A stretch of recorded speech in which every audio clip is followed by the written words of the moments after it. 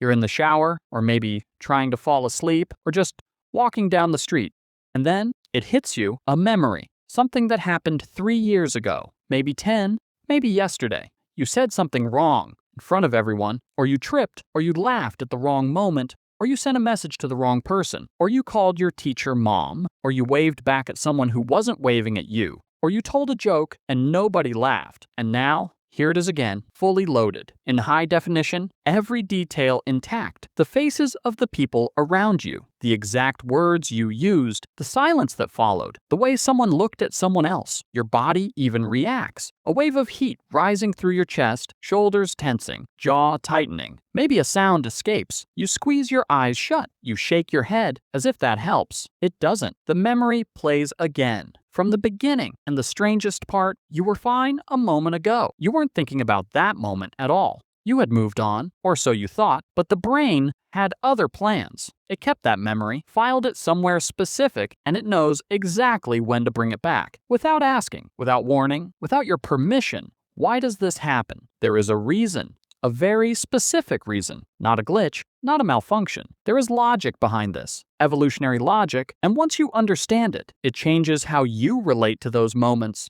Your brain is not a camera, doesn't record events and store them equally. It is more like an editor, a very anxious editor. One who is obsessed with one single question. What could go wrong? Every experience you have gets evaluated. Was this safe? Was this a threat? Most moments pass that check easily. You ate lunch, you walk to your car, gone. But some moments get flagged, stored differently, with more detail, more weight. The moments that involve other people. The moments where something went wrong in front of other people. Here is why. Humans are social animals. For most of human history, your survival depended on what others thought of you. Not metaphorically, literally. You lived in a small group, 20 people, 50. Everyone knew everyone. Your reputation was visible, constant. Impossible to escape. If the group turned against you, you were finished. No food, no protection, no help. Your reputation inside the group was everything. So the brain developed an extremely sensitive system for tracking social threat, the threat of being judged, the threat of being rejected. Any moment where you looked foolish, weak, wrong, got stored with extra intensity, tagged as something to learn from. So it never happens again. Scientists have a name for these memories: involuntary autobiographical memories. Memories that return on their own without you choosing them, triggered by something external, a smell that reminds you, a sound, a similar situation, or sometimes nothing at all. They just arrive, and the content of these memories is almost never neutral. Embarrassing moments, shameful moments, moments of failure. Your brain collects these far more carefully than your best moments, your proudest achievements, your happiest days. Those fade.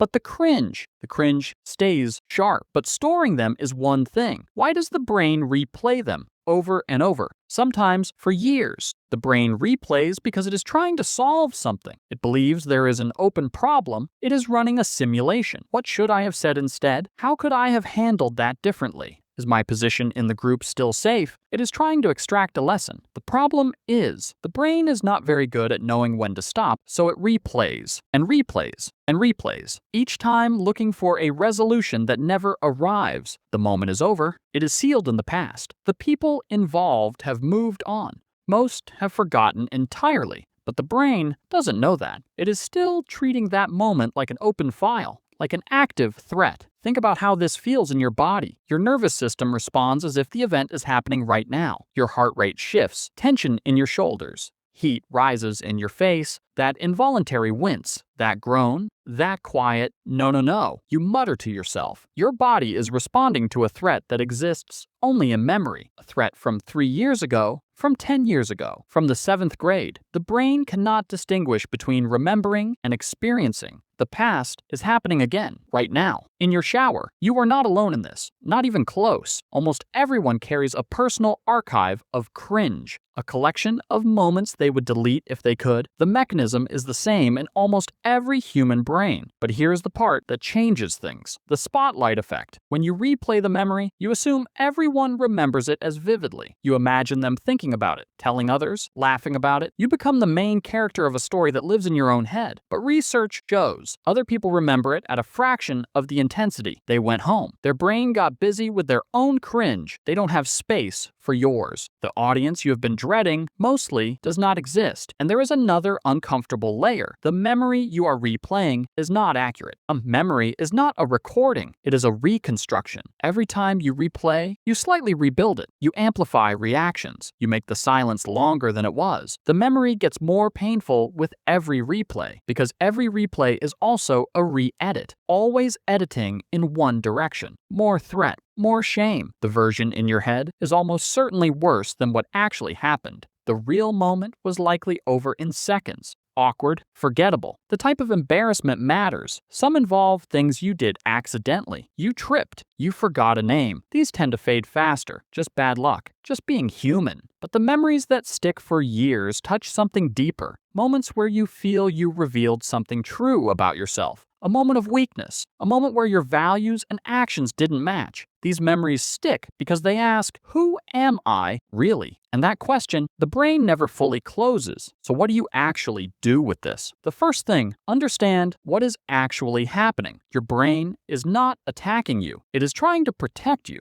with a tool that is 100,000 years old, designed for a world where social rejection could end your life. That tool is now running in a world where you called someone the wrong name. The stakes are completely different, but the brain hasn't updated the manual. The second thing, the spotlight effect check. Ask yourself honestly, is anyone else thinking about this right now? In almost every case, no one else is thinking about it. You are the only one still standing in that room. Everyone else left a long time ago. The third thing, replaying does not resolve. The brain returns because it wants closure, but the replay never provides that closure. Acknowledge what happened, name it clearly. I said something awkward, I made a mistake, I was embarrassed, and then consciously decide the file is done, not by pretending it didn't happen, but by telling the brain, I have learned what I needed. This is over. Because here is the truth about those memories. They are not evidence of failure. They are evidence that you care. People who genuinely don't care don't replay, don't cringe. The fact that your brain returns to these moments means you are paying attention to the gap between who you want to be and who you were in that moment. That gap, that awareness, is not weakness. It is conscience. It is one of the most deeply human things there is. The embarrassing memory from 2009, the one playing in someone's head right now, is not proof that something is wrong with you. It is proof of a brain doing its job, an ancient job, a clumsy job, but a job designed to keep you connected, to keep you human. So the next time it arrives, that memory, in the shower, on the way to sleep, on an ordinary Tuesday, let it arrive. Don't fight it, don't run, just look at it. See it for what it is, an old signal from an old brain doing its best in a world it was never designed for. Acknowledge it, name it, close the file. The moment is over. The people have moved on. The threat was never as large as it felt, and you have always been more okay than your brain was willing to admit.